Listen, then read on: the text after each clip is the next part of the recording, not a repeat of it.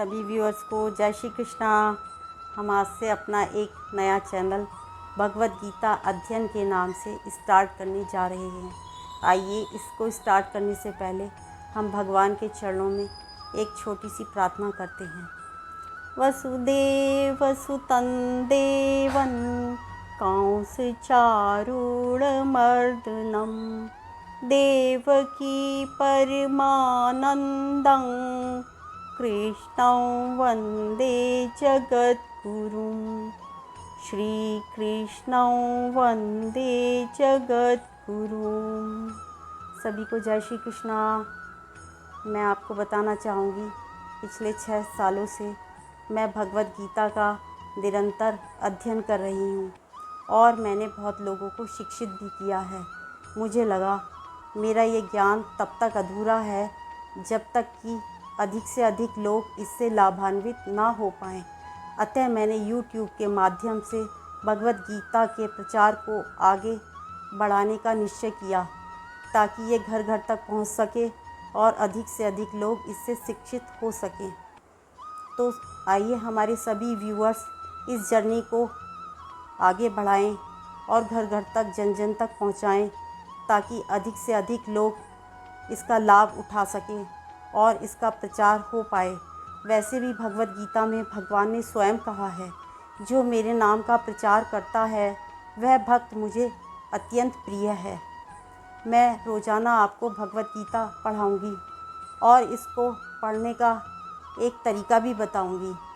वैसे तो देखने में हमें बहुत घबराहट होती है कि हम भगवत गीता कैसे पढ़ें, क्योंकि संस्कृत में लिखे होने के कारण हर किसी के बस की इसको पढ़ना आसान नहीं है। लेकिन ज्यों-ज्यों हम इसका अभ्यास करते हैं, निरंतर हमारे पढ़ने से, अभ्यास करने से हमें ये उसे पढ़ना उतना ही रुचिकर और आसान प्रतीत होता है। हमें बस केवल करना है एक काम कि एकाग्रचित होकर हमें 15 मिनट बैठना है और उस 15 मिनट में ही हमें ऐसा लगेगा धीरे धीरे करके कि नहीं, ये हमारे लिए समय कम है, हमें समय और देना चाहिए। तो हमारा अपने आप ही मन इसको पढ़ने के लिए बार बार करेगा। भगवत गीता महाभारत का ही एक अभिन्न अंग है। इसमें 18 अध्याय हैं और 700 श्लोक हैं। भगवत गीता भगवान श्री कृष्ण और अर्जुन के बीच के संवादों पर आधारित है।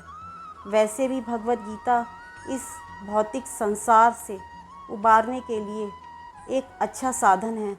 जब हम इस भौतिक संसार में अपनी परेशानियों से जूझते हैं तो हमें कोई उसका हल समझ में नहीं आता और हम सोचते हैं अब हम कैसे करें, क्या करें, हम इससे कैसे बाहर निकलें। जैसे कि अर्जुन युद्ध के मैदान में सोच रहा था, अब मैं क्या करूं, युद्ध करूं ना करूं। अतः वह भगवान की शरण में आया तो भगवान ने कहा, तुम तो क्षत्रिय हो और क्षत्रिय का धर्म युद्ध करना है, तो तुम युद्ध करो। तो उसी से भगवत गीता का भगवान ने उसको उपदेश दिया, जिससे भगवत गीता का प्रादुर्भाव हुआ।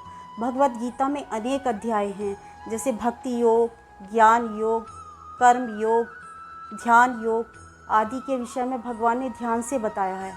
और साथ ही ये कहा है कि ईश्वर क्या है, जीव क्या है, जीव के क्रियाकलाप क्या हैं, सभी के विषय में भगवान ने विस्तार से बताया है। आप सोचिए कि हमारा मानव जीवन व्यर्थ जा रहा है बिना भगवान का नाम लिए। ऐसा लग रहा है बिल्कुल सब कुछ व्यर्थ है हमारे लिए, क्योंकि इंसान में और पशुओं में एक ही अंतर है। जो पशु होते हैं वो केवल भगवान का नाम नहीं ले सकते, बाकी वो सब काम कर सकते हैं, केवल भगवान के नाम से दूर हैं। पशुओं की योनि एक तरह से भोग योनि है और इंसान की योनि कर्म योनि है। हम अगर भगवान का नाम नहीं भी लेते हैं तो दैनिक जीवन में कुछ ना कुछ कर्म तो करते ही हैं ना। तो हम क्यों ना अपने मन को थोड़ा सा भगवान में लगाएं।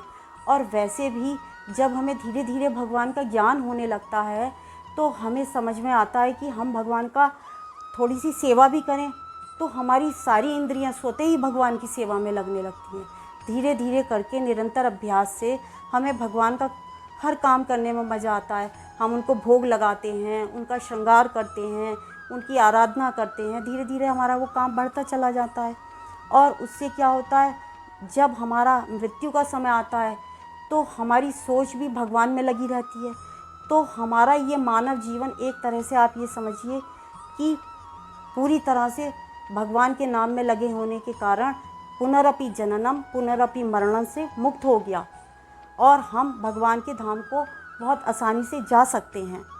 भगवान ने भगवत गीता में स्वयं ही कहा है, न तद्भासयते सूर्यो न शशांको न पावकः यद्गत्वा न निवर्तन्ते तद्धाम परमं मम। भगवान ने कहा है, मेरा वो धाम जहाँ पर ना सूर्य की ज़रूरत होती है, ना किसी प्रकाश की ज़रूरत होती है, ना चंद्रमा की ज़रूरत होती है, जो मेरे धाम एक बार आ जाता है वो कभी भी वापस इस संसार में लौट करके पुनः नहीं आता। तो हम जन्म मरण के चक्र से धीरे धीरे मुक्त हो जाएंगे। हमें निरंतर यही कोशिश करनी है कि जैसे कि हम और अपने दैनिक जीवन के काम करते हैं, कोई पुस्तक पढ़ते हैं, कभी कोई साहित्य पढ़ते हैं, कभी न्यूज़पेपर पढ़ते हैं, हमें उनको पढ़ने का अभ्यास होता है। तो हमें ऐसे ही भगवत गीता का पढ़ने के लिए अभ्यास करना होगा। साथ ही भगवान कहते हैं, सर्वधर्मान परित्यज्य माम एकम शरणम व्रज अहम त्वाम सर्व पापेभ्यो मोक्ष्यामि मा शुचा। सब धर्मों को त्याग कर आप मेरी शरण में आओ, मैं आपको सारे पापों से मुक्त कर दूंगा। आप चिंता मत करो। माँ शुचा मीन्स आप चिंता मत करो। तो क्यों ना हम अपने सारी चिंताओं को छोड़ करके अपने को भगवान में लगाएं। आइए हम अपने इस चैनल को लाइक करें और साथ ही जिससे हमें पता लगे आपको ये कितना पसंद आया। सब्सक्राइब करना भी ना भूलें, बेल आइकन का बटन ज़रूर दबाएं ताकि आने वाले अगले वीडियो के नोटिफिकेशंस आप तक पहुंच सकें। भगवत गीता एक ज्ञान का स्रोत है, आप इसको जितना बांटेंगे ये उतना ही बढ़ेगा। तो आइए इसको हम अधिक से अधिक शेयर भी करते हैं। मिलते हैं अपने अगले वीडियो में, तब तक के लिए जय श्री कृष्णा।